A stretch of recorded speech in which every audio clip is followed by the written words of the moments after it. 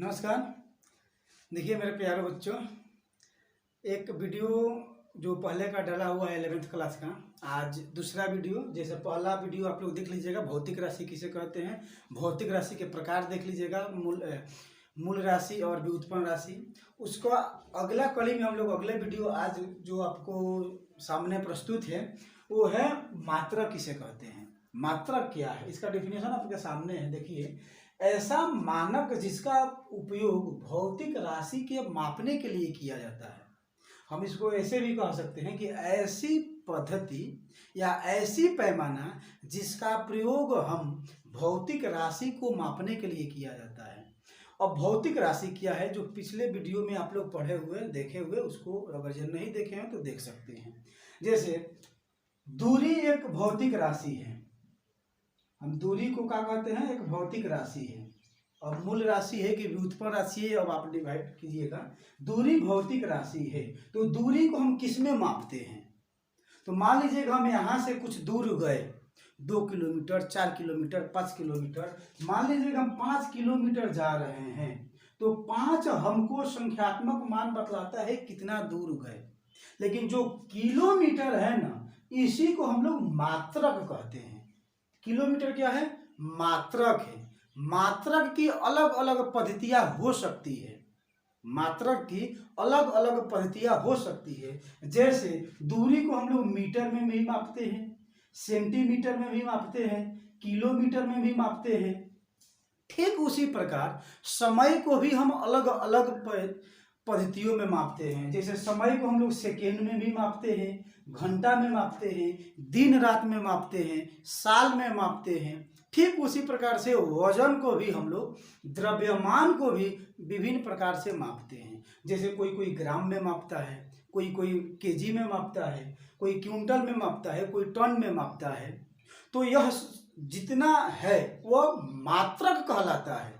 किसी न किसी भौतिक राशि का मापने के प्रयोग में हम प्रयोग करते हैं, उसका उपयोग करते हैं। तो मात्रक हमें लगता है कि आप लोग समझ गए होंगे, वह पैमाना, वह पद्धति जिससे किसी भौतिक राशि के मापने के प्रयोग करें। जैसे दूरी को मापने के लिए केजी, किलोमीटर रखिए, यहाँ पे किलोमीटर रहेगा, सॉरी किलोमीटर रहेगा, केजी हम लिख दिए हैं, किलोमीटर। और उसी प्रकार द्रव्यमान को मापने के लिए केजी का प्रयोग करते हैं। तो उसका एग्जांपल हो सकता है आपके पास मीटर, किलोमीटर, जैसे अर्ग होता है, ग्राम होता है, सेकेंड होता है, सब मात्रक है, विभिन्न प्रकार की मात्रक है। अब टाइप की बात किया जाए कि कितने प्रकार के मात्रक होते हैं, तो भौतिक राशि 2 प्रकार की होती है, तो मात्रक भी स्वाभाविक रूप से 2 प्रकार के होंगे। तो मात्रकों की प्रकार की बात किया जाए तो मात्रक के 2 प्रकार होते हैं, मूल मात्रक और व्युत्पन्न मात्रक। ठीक इसी पर था मूल राशि और भौतिक राशि। तो नाम भी समानता है, तो हम कह सकते हैं कि मूल मात्रक किसे कहते हैं। तो एक शब्द में अगर इसका डेफिनेशन देना होगा तो कहिएगा कि मूल राशि जिस पद्धति में मापा जाता है, मूल राशि के प्रयोग करने वाले मात्रक को हम मूल मात्रक कहते हैं। मूल राशि के मापने में प्रयोग करने वाले मात्रक हम कौन सा मात्रक कहते हैं, मूल मात्रक कहते हैं। ठीक उसी प्रकार से जैसे व्युत्पन्न राशि को मापने वाले मात्रक को कौन सा मात्रक कहते हैं, व्युत्पन्न मात्रक कहते हैं।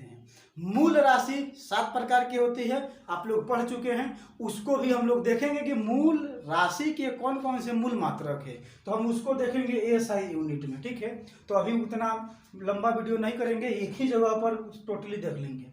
यहाँ पे सिंपल इतना समझिए कि मूल राशि को जिस पद्धति में मापा जाता है उसे, जिस मात्रक में मापा जाता है उसे मूल मात्रक कहते हैं। व्युत्पन्न राशि को जिसमें मापा जाता है उसे व्युत्पन्न मात्रक कहते हैं। अब आ जाती है मात्रकों की पद्धतियां। मात्रकों की पद्धतियां कहने का अर्थ है कि विभिन्न देशों में विभिन्न पद्धतियां चलती थी। जैसे अपने देश में चलता था क्या आधा किलो तो खैर उसका 1 kg का हाफ हुआ, लेकिन कहने का अर्थ है कि पाभर, आसेर, ऐसे हमारे देश में चलता था, जो स्वाभाविक रूप से आज के जनरेशन नहीं समझ पाएगा। किसी देश में फुट में दूरी को मापा जाता है और किसी देश में मीटर में मापा जाता है। मान लीजिए जब अंतर्राष्ट्रीय व्यापार करना शुरू हुआ तो उसमें गजन होने लगी। तो कहने का अर्थ यह है कि मात्रकों की पद्धतियाँ विभिन्न प्रकार की है, अनेकों देश में अनेकों है, प्रत्येक देश में अपना अपना पद्धति है, लेकिन उनमें से कुछ मुख्य पद्धति जो है हम आपके समक्ष रखे हुए हैं। ये 4 ठो आपको रखा गया है। MKS पद्धति कहने का अर्थ यह है कि दूरी को मीटर में, द्रव्यमान को